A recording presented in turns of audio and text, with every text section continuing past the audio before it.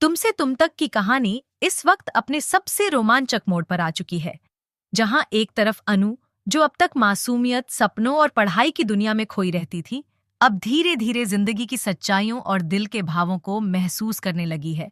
अनु के दिल में अब आर्य के लिए कुछ कुछ होने लगा है, जो पहले कभी नहीं हुआ था। आर्य, जो ऑफिस में अनु का बॉस है, उसकी कढ़ाई, उसका अनुशासन और फिर भी उस कठोर चेहरे के पीछे छुपी उसकी नरमी और इंसानियत ने अनु के दिल को छू लिया है। अनु खुद समझ नहीं पा रही कि कब और कैसे वह आर्य को चाहने लगी, लेकिन अब जब उसे एहसास हुआ है, तो यह एहसास सिर्फ एक कोरी कल्पना नहीं, बल्कि उसकी धड़कनों की सच्चाई बन चुका है।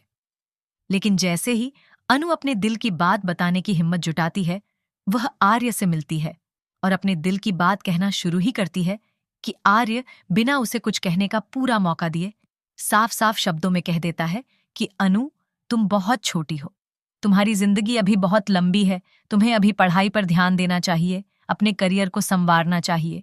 ये सब इमोशंस तुम्हारे इस उम्र में सामान्य हैं, लेकिन इनमें उलझना सही नहीं। अनु यह सब सुनकर टूट जाती है। उसे लगता है कि उसका पहला प्यार अधूरा रह गया, लेकिन वह आर्य के निर्णय का सम्मान करती है। हालांकि उसका दिल कहीं न कहीं बिखर जाता है। वह खुद को समझाती है, लेकिन भावनाओं पर नियंत्रण पाना आसान नहीं। इसी दौरान उसकी माँ, जो हमेशा अनु के लिए किसी अमीर और सुसंस्कृत लड़के की तलाश में रहती थी, अब रघु के बेटे को देखकर बहुत खुश होती है और मन ही मन अनु की शादी की प्लानिंग शुरू कर देती है।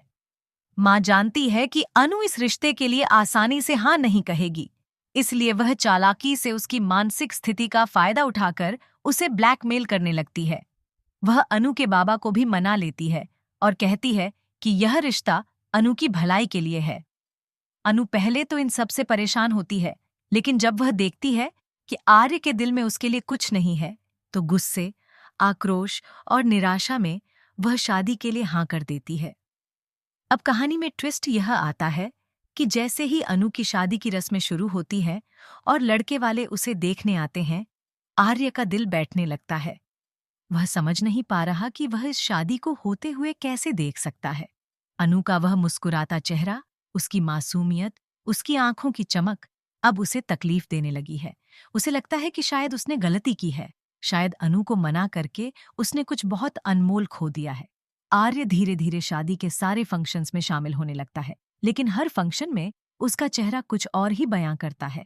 अनु भी आर्य की मौजूदगी से बेचैन होने लगती है। वह समझ नहीं पा रही कि आर्य का अब इस शादी में क्या रोल है। कभी कभी उसे लगता है कि शायद आर्य उसे रोकना चाहता है, लेकिन फिर वह खुद को याद दिलाती है कि नहीं, आर्य ने तो मना कर दिया था, तो अब उसका ऐसा व्यवहार क्यों। कहानी में यहीं से शुरू होता है असली तूफान। मीरा, जो ऑफिस में अनु की सबसे बड़ी दुश्मन बन चुकी है, हर दिन उसे तंग करती है। वह चाहती है कि किसी भी तरह अनु को ऑफिस से निकाल दिया जाए। इसके लिए वह हर्ष को भी अपने पक्ष में कर लेती है। हर्ष, जो पहले अनु का दोस्त था, अब मीरा की चाल में फंसकर अनु को ऑफिस से निकाल देता है। ये अनु के लिए एक और बड़ा झटका होता है, लेकिन तभी आर्य सामने आता है। वह खुद अनु के घर जाकर उसे ऑफिस में वापस आने के लिए कहता है और कहता है, अनु, क्या तुम्हें मुझ पर भरोसा है?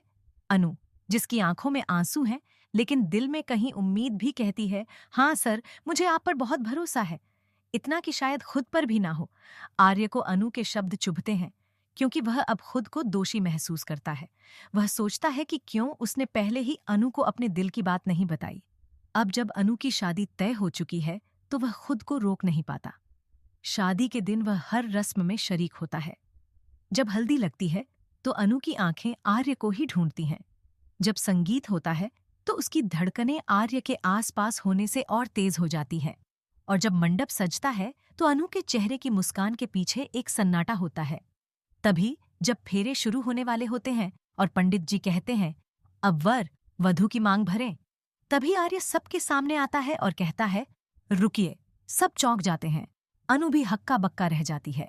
आर्य धीमे कदमों से आगे बढ़ता है। उसकी आंखों में प्यार है, पश्चाताप है और हिम्मत भी। वह सिंदूर उठाता है और सबके सामने अनु की मांग भर देता है। वहां मौजूद हर कोई हैरान रह जाता है। माँ, बाबा, बाराती और खुद रघु का बेटा सब स्तब्ध हैं, लेकिन अनु की आंखों में आंसू और मुस्कान साथ साथ छलकते हैं।